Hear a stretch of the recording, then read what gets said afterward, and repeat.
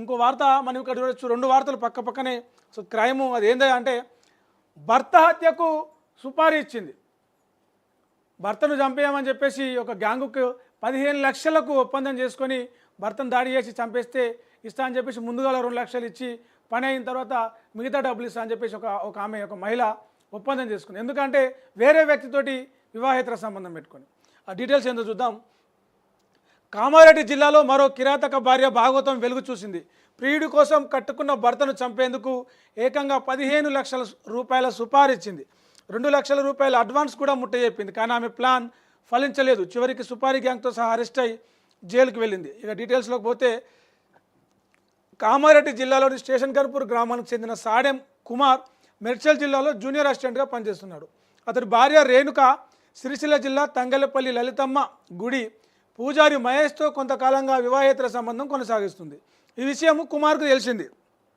దీనికి సంబంధించి ఇద్దరి మధ్యలో కూడా చాలాసార్లు లొల్లులైన గొడవలు జరిగినాయి, పెద్ద మనుషులు వచ్చారు, పంచాయతీ చేసారు, అయిపోయింది. అయితే భర్తను అడ్డు తొలగించుకుంటే ప్రియుడితోని హ్యాపీగా ఉండొచ్చని ఎవరైతే ఆ మహిళ ఆమె పేరు లలితనట, రేణుక ఆమె ఎవరైతే భర్తను అడ్డు తొలగించుకుంటే ప్రియుడితోటి హ్యాపీగా ఉండొచ్చు అని చెప్పేసి భావించి ఆ పూజారి మహేష్తో కలిసి భర్తను చంపనీకి, కుమార్ను చంపడానికి ప్లాన్ వేసింది. మంచిగా ఒక సుపారీ గ్యాంగ్ని పిలిపించింది. అలవోలు మహమ్మద్ అష్ఫక్, ముబీన్, అమీర్, అన్వర్, మోసిన్, మొత్తం 5 మందితోటి, అంటే 15 లక్షలు అంటే ఒక్కొక్కరికి 3 లక్షలు, 5 మందితోటి ఒక డీల్ చేసి కుమార్ను చంపించేందుకు ఆ మహేష్ తోటి మంచిగా ప్లాన్ చేసి వీళ్ళకు అడ్వాన్స్ కూడా 2 లక్షలు ఇచ్చింది. ఇక ఊరని చెప్పేసి భర్త ఎక్కడ ఉంటాడో ఏం చేస్తారనే డీటెయిల్స్ చెప్పింది.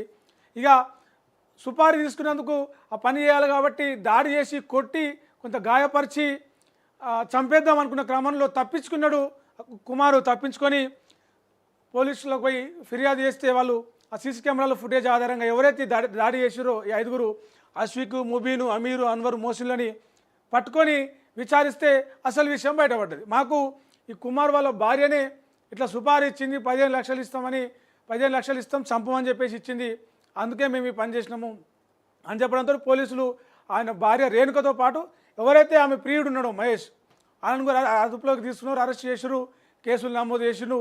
ఈయన ప్రాణాలతోని బయటపడ్డాడు.